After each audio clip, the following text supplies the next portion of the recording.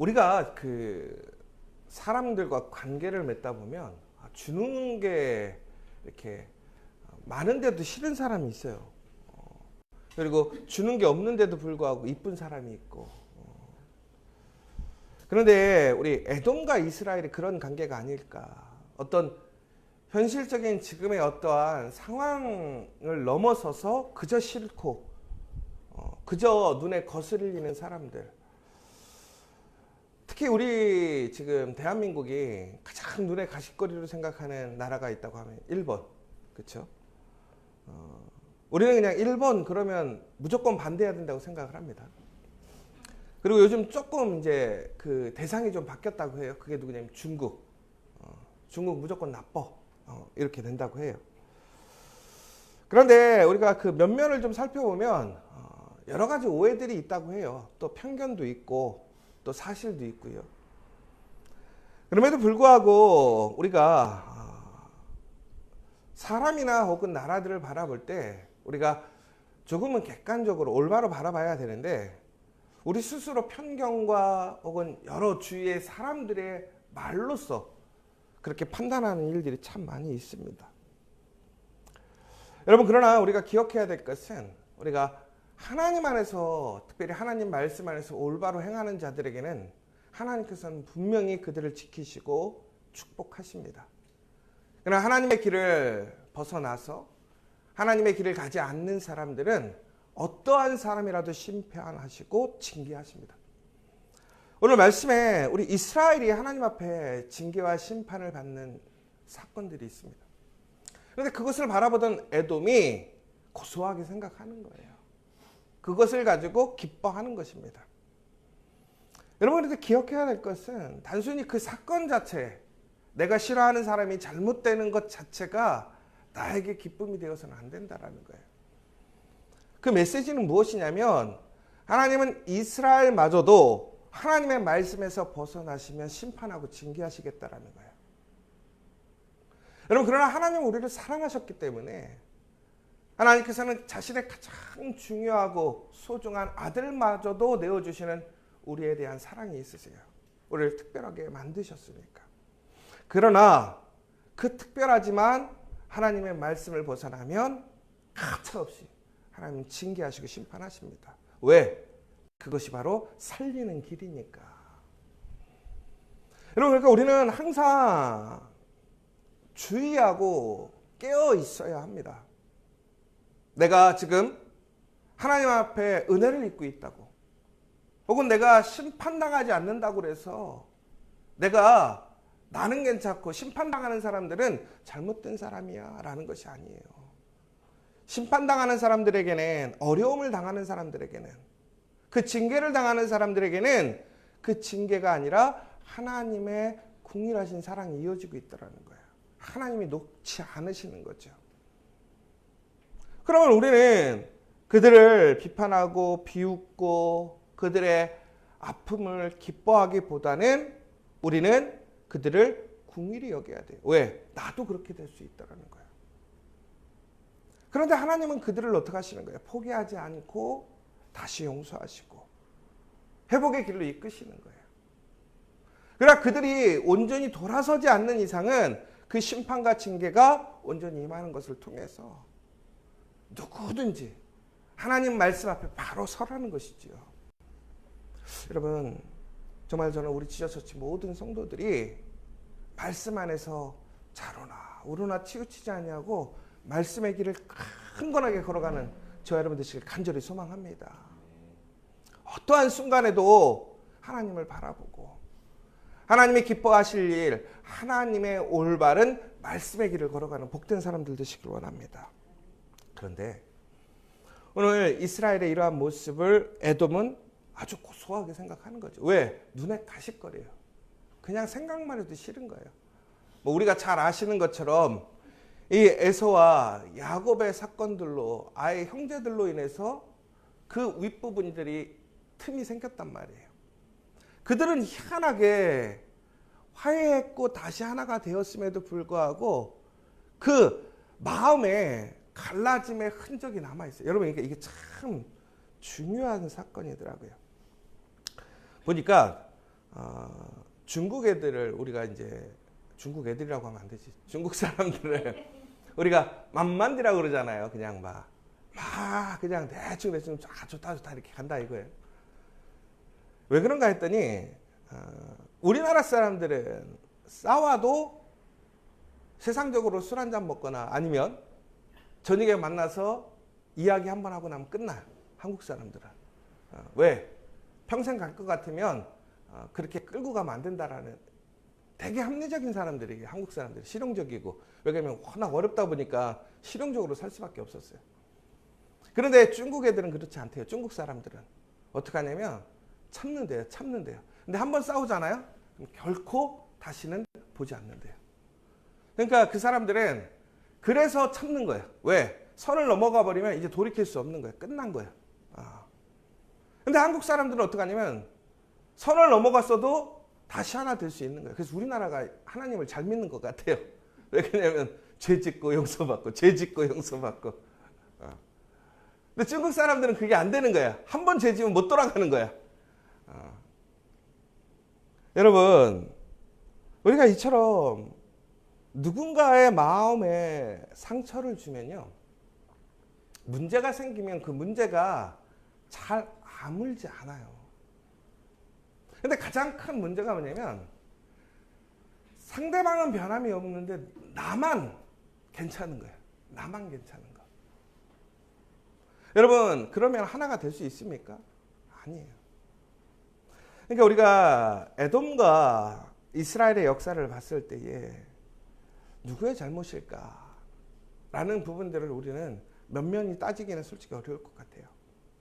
그러니까 에돔과 이스라엘 안에는 분명히 서로 간에 그런 과거의 역사적인 어떤 경쟁적이고 반목했던 사건들이 뿌리를 내린 거예요. 그러다 보니까 전국에는 사사건건이 모든 일들에 대해서 온전하게 선하게 보는 것이 아니라 의도 있게 보는 것이고 문제가 있게 보는 것이고 이것이 그냥 잘 되는 것보다는 안 되는 것이 좋은 것이고 안 되면 기쁘고 이런 문제가 되는 것이죠. 그런데 오늘 뭐라고 되어 있냐면 이렇게 되어 있어요. 오늘 누구든지 하나님 앞에 심판에서 벗어날 사람은 없더라는 거예요. 그런데 오늘 에돔에게 이렇게 얘기해요. 네가 행한 대로 너도 당할 거다. 여러분 여기서 아주 중요한 사실은 그러면 하나님은 이스라엘을 더 사랑하시고 에돔은 싫어하시는 걸까요? 그럼 여러분 이 세상에는 하나님의 백성이 따로 있고 하나님의 백성이 아닌 사람들이 따로 있을까요? 아니에요. 모든 하나님의 형상으로 만들어진 사람은 다 하나님의 자녀요 백성입니다. 그런데 우리가 하나님을 인정하고 하나님을 떠나가지 않는다면 하나님 말씀대로 살아가지 않는다면 우리는 어떻게 되는 거예요? 하나님의 백성으로 살아갈 수 없는 거예요. 여러분 오늘 하나님께서 에돔이 싫어서 너가 감히 이스라엘을 건드려? 이게 아니에요. 하나님은 공의와 정의의 하나님이시라는 거죠. 여러분 그러니까 하나님께서는 이 에돔에게도 동일한 하나님의 은혜를 주시고 구원을 주셨어요. 그런데 문제는 뭐냐면 그들이 그러한 하나님의 공의로운 하나님의 공의하신 은혜를 입었음에도 불구하고 그들의 행위는 하나님이 기뻐하시는 삶이 아니더라는 거예요. 여러분 마찬가지예요. 여러분들 오늘 우리가 그리스도인으로 살아가고 있어요. 그런데 우리가 그리스도인이지만 교회를 다니지만 하나님이 기뻐하시지 않는 삶 그 모습으로 살아간다면 우리 또한 하나님의 심판과 징계의 대상이라는 사실을 기억하십시오. 여러분 교회 다닌다고 해서 여러분들에게 어떠한 것도 보장되는 것 없습니다. 여러분 내가 직분을 가졌다고 해서 어떤 것도 나에게 보장되는 거 없어요. 오히려 내가 교회를 다닌다라는 사실, 직분이 있다는 사실은 나의 자리가 어디인지 내가 어떻게 살아야 되는지를 나에게 더욱더 알려주는 나침판과 같은 것이 되는 것입니다. 여러분 그런데 하나님의 징계를 보고 기뻐하는 사람들이 있습니다. 남의 어려움을 기뻐하는 사람들이 있습니다. 그런데 하나님은 그것을 결코 기뻐하지 않으셔요. 여러분, 하나님께서 누군가를 심판하고 징계하실 때 기뻐하실까요? 여러분, 하나님이 아닌 여러분들 한번 생각해 보세요. 여러분들의 자녀를 여러분들 혼내거나 나무랄 때 여러분 좋으세요? 저는 우리 집 자녀들한테 분명히 걔들이 잘못했는데도 불구하고 걔들이 힘들어하고 시무룩해 하잖아요. 분명히 걔들이 잘못했는데 내가 죄진 것 같아요. 그 아이를 분명히 옳은 길로 인도하려고 올바른 얘기를 했음에도 불구하고 그 아이가 힘들어하고 어려워하는 걸 보면 마음이 편치 않고 기쁘지 않아요. 여러분, 그런데 하나님은 여러분들이 그 심판 가운데서 심판당하고 어려워하시는 걸 하나님 기뻐하시겠습니까? 자신이 가장 사랑하는 아들마저도 내어주고 나를 살리려고 하시는 분이고 나를 가장 존귀하게 여기시고 나로 인하여 기쁨을 여기시는 하나님이신데 하나님께서 우리의 심판을 기뻐하시겠냐라는 거예요. 그런데 하물며 하나님의 심판에 있는 사람을 우리가 기뻐한다? 하나님이 그렇다면 그 사람을 기뻐하시겠습니까? 여러분, 우리는 다시 한번 어떤 징계와 심판 가운데서도 하나님께서는 우리를 다시 회복시켜 주심을 우리는 믿고 소망해야 합니다. 그러면 우리는 돌이켜야 한다는 거예요. 특별히 다른 이의 심판과 징계를 우리는 나의 기쁨으로, 나의 즐거움으로 여기서는 안 된다는 거예요. 저희 얼마 전에 우리 아이들이 지금 줌 수업을 하고 있는데 영어로 필리핀의 선생님들하고 이렇게 막 같이 이야기하고 있다가 이제 수업을 듣고 있는데 얼마 전에 이제 한 번은 그 근처에 화산이 폭발했어요. 근데 필리핀이 이제 그렇게 화산이 폭발하거나 태풍이 오면 인터넷이 잘 안 돼가지고 수업을 못 하는 거예요. 그럼 애들이 얼마나 좋아하는지 몰라요. 야, 오늘 쉰다 막 이러고. 그러니까 요즘 저도 그렇죠. 뭐 돈 내고 해도 쉬면 무조건 좋은 거죠, 공부는. 근데 그날 이제 화산이 막 폭발해가지고 애들이 막 물어보는 거예요. 화산이 폭발했대요. 막 그러는 거예요. 그래서 제가 그래서 물어봤어요. 야, 왜 화산에 관심이 이렇게 많아? 제가 물어봤죠. 그러면서 그렇지. 수업 안 하는지 하는지 궁금해? 제가 이렇게 물어봤어요. 우리 큰아들한테. 그랬더니 큰아들이 아니 그게 아니라 선생님들이 괜찮은지 걱정돼서 그런다고 그러는 거예요. 그래서 제가 전화를 해봤더니 괜찮고 수업한대. 그랬어요. 그랬더니 네, 알았어요. 선생님들 괜찮으면 됐어요. 그러는 거예요. 저하고 의도가 전혀 다른 거예요. 저는 수업하려고 그러는지 안 하려고 그러는지 물어보는 건데 얘는 그 사람들이 걱정된 거예요. 저는 그 사람들 하나도 걱정 안 됐거든요. 여러분, 누군가의 어려움과 힘듦을 같이 아파해주는 사람들이 되기를 소망합니다. 하나님은 그 사람들을 존귀 여기시고 기뻐하시더라는 거예요. 그런데 오늘 에돔은 어떻습니까? 에돔은 오히려 남을 도와주고 또 남에게 힘이 되기보다는 남의 아픔과 슬픔을 기뻐하는 사람들입니다. 여러분, 잠언 11장 25절에 보면 이렇게 돼 있어요. 구제를 좋아하는 자는 풍족하여질 것이요 남을 융택하게 하는 자는 자기도 융택하여지리라. 히브리서 13장 16절에 보면요 이렇게 되어 있습니다. 오직 선을 행함과 서로 나누어 주기를 잊지 말라. 하나님은 이 같은 제사를 기뻐하시느니라.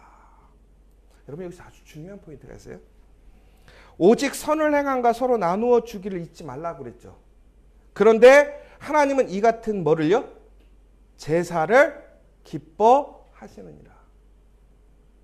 오직 선함과 서로 나누어 주길, 오직 예배하기를 잊지 말라라고 하지 않았단 말이에요. 하나님께서 하나님께 예배하는 행위를 무엇으로 보느냐라는 거예요. 하나님은 우리가 선을 내가고 나누어 준 것을 하나님께 예배하는 것을 이해하시더라는 거예요. 여러분, 그런데 다른 이의 불행을 기뻐하는 악인들에 대한 말씀들도 있습니다.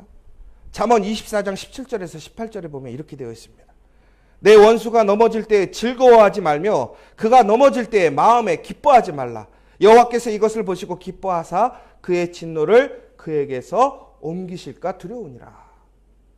오바다 1장 12절 13절 우리 앞에서 봤죠. 내가 내 형제의 날 곧 그 재앙의 날에 방관하지 말며 유다 자손이 멸망하는 날에 기뻐하지 말며 그 고난의 날에 내 입을 크게 열지 말지어다. 마지막으로 아모스 5장 12절에 15절에 보면 이렇게 되어 있습니다. 너희의 허물이 많고 너희의 죄가 무거움이라. 너희는 의인을 학대하며 뇌물을 받고 성문에서 가난한 자를 억울하게 하는 자로다. 그런즉 너희는 살기 위하여 선을 구하고 악을 구하지 말지어다. 너희 말이 만군의 하나님 여호와께서 너희와 함께 계시리라 하는도다. 여러분, 다시 얘기하자면 하나님은요, 누군가의 심판과 어려움을 기뻐하고 즐거워하는 사람이 되잖아요. 분명히 말씀하고 계셔요. 오히려 그 사람들과 같이 아파하고 슬퍼하고 그들을 향하여 선을 베풀고 의를 베푸고 올바른 일을 하라는 거예요. 바로 그러한 사람들에게 하나님께서 뭐 하시겠다라는 거예요? 위로하시겠다라는 거예요. 여러분, 오늘 이스라엘 사람들은 하나님 앞에 징계와 심판 가운데 있지만 전국에는 오늘 어떻게 됩니까? 그들은 하나님 앞에 철저히 회개하고 하나님께 돌아옵니다. 그러자 하나님께서는 그들이 어떻게 합니까? 상처를 감싸주시고 회복시켜 주십니다. 위로해 주십니다. 그들이 잃어버렸던 모든 것을 다 회복시켜 주십니다. 오늘 놀라운 것은 뭐냐면 그렇게 비웃고 웃고 했던 에돔과 이스라엘의 모습이 역전이 돼요. 18절에 보면 야곱 족속은 불이 될 것이며 요셉 족속은 풀꽃이 될 것이요 에서 족속은 지푸라기가 될 것이라. 여러분, 지금 지푸라기가 돼서 불에 다 타서 없어져 버리는 것이 이스라엘과 같은데, 오히려 지금 하나님 앞에 그 심판과 징계 가운데서 하나님께 돌이키는 자들은 다시 그들은 하나님 앞에 회복되어지고 위로받고 잃어버린 것들을 다 다시 찾게 되고 하나님의 영광에 참여하게 됩니다. 그런데 그러한 슬픔과 어려움, 징계를 향하는 하나님의 모습 속에서 그것을 자신의 감정적으로 기뻐하고 악하게 행동하는 사람들은 결국엔 어떻게 돼? 상황이 바뀌어서 자기들이 그러한 상황이 되더라는 거예요. 여러분, 진심으로 언제나 선을 행하는 그러한 믿음의 사람들 되시길 간절히 소망합니다. 남의 잘됨을 기뻐하고 남의 아픔을 슬퍼하시는 사람들 되시길 원합니다. 그런데 여러분, 그것들이 무엇을 통해서 회복되어지느냐? 바로 예배의 자리를 통해서 회복되더라는 거예요. 어떻게 변화되느냐? 여러분, 17절에 보면 뭐라고 되어 있습니까? 오직 시온산에서 피할 자가 있으리니 그 산이 거룩할 것이요 야곱 족속은 자기 기업을 누릴 것이며. 오늘 그러한 심판과 징계 속에서 이스라엘이 다시 하나님의 회복을 경험하고 위로를 경험하는 이유는 무엇입니까? 그들에게 예배가 회복되었다는 거예요.